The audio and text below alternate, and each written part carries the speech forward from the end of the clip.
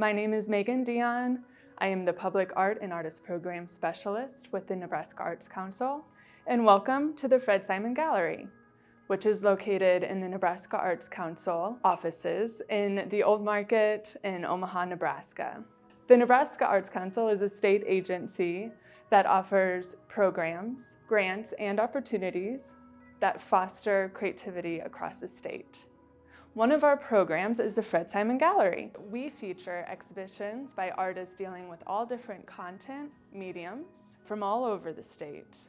Right now, we're going to hear from our current exhibiting artist about the work that they create for this gallery and in their studio practice and why they do that. So we look forward to seeing you at the Fred Simon Gallery in the Nebraska Arts Council very soon.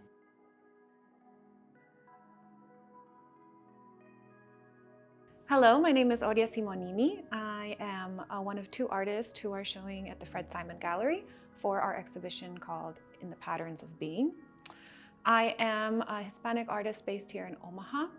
I immigrated when I was young, but I have been based in Nebraska for most of my life. I studied at the University of Nebraska-Lincoln. My works for this show are looking at a variety of sources through patterns, folk art, American folk art, and Guatemalan and Mexican craft and folk art. So in my practice, I both work in my studio and I make murals. And oftentimes, these two don't communicate directly. I separate them. But for these works, I was trying to really meld both ways in which I work and sort of look at the references and really thinking about really early influences in my life, because rather than a museum, I think the first time I was looking at art, it was markets.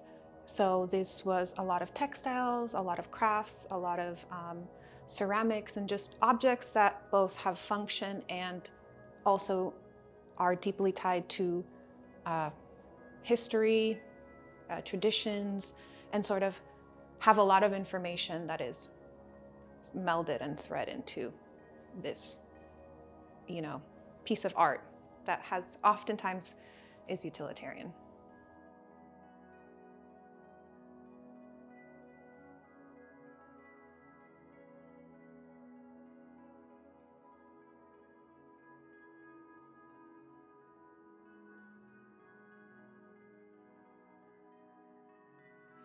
This piece is called Hold Your Breath. Formally, it uses a lot of direct references from huipil and other textiles from Guatemala and Mexico. I'm using more techniques that I often use in murals. And I like this idea of sort of like a layering which you can see through. And this figure, who is someone who I know personally and who is a child of immigrants. And so I'm thinking about, as we all are like in these communities of movements, we are like layered up. Our identity is never really like black or white, but just a bunch of layers of gray. And so it's not a direct portrait of her. It's more of like an introspection of also myself and how I feel when I'm in different spaces and countries, and a little bit of that.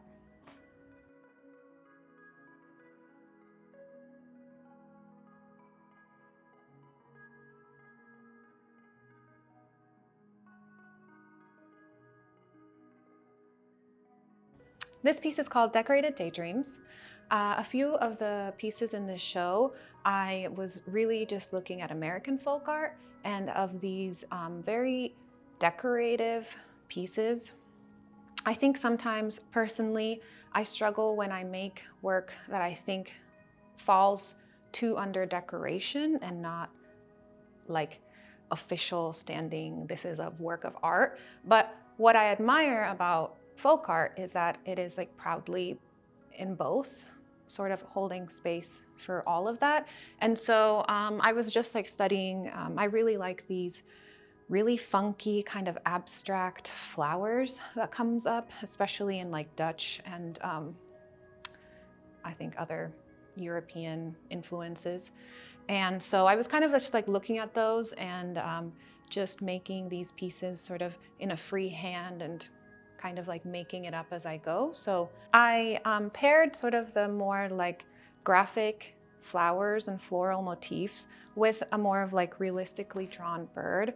The hummingbird is often used in Mesoamerica. It has like significant cultural meanings throughout the country. So it's something that you see often and I've seen often growing up.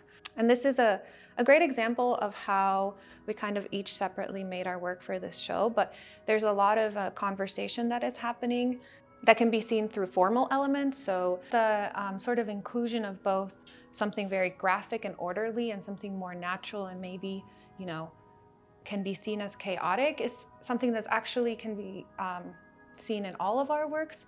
And I think it might be because we both have a similar background. So in the tropics, not only like the use of our color, like the tropics doesn't go through the 4 seasons. So things are often bright. And quite frankly, there is a lot of chaos and there is also a lot of order in that chaos. So I think that those influences can be seen throughout our work and our like interesting through lines that we really didn't directly talk. I just think it's something that can be seen. How as artists, we use like our life experiences and all our contexts and environments to influence our work and our interests.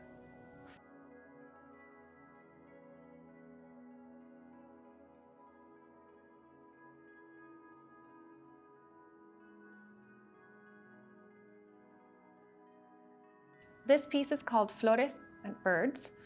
The subject matter are the lilies, which I personally hold in my memory connected to when you walk around and see like ofrendas or places where there's like virgin statues and there's always oftentimes lilies around it. And again, I've sort of layered like birds and flowers from textiles. And so I was kind of just playing around with the idea of something that's kind of more realistically made and something flat, so it's very graphic, and how I could like kind of force them to be in the same space, but in a way that they kind of wasn't so intrusive. So like in a way that they worked better. And I think this piece, I don't know if through the camera you can see it, but the layer of textile is really see-through. So if you see it from far away, it kind of looks like there's some gray fogginess on top. And then if you're close up, then you can kind of, you know, figure out this pattern. I think that I really like the idea, or I really admire the way textiles use sort of order and repetition to create like a visual landscape, but oftentimes they're very natural objects, so animals, birds, flowers, mountains.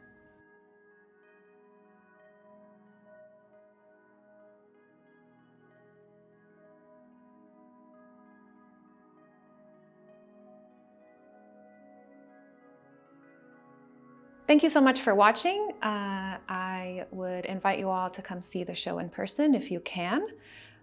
You can find me at Oria Simonini on Instagram or oriasimonini.com. Thank you so much.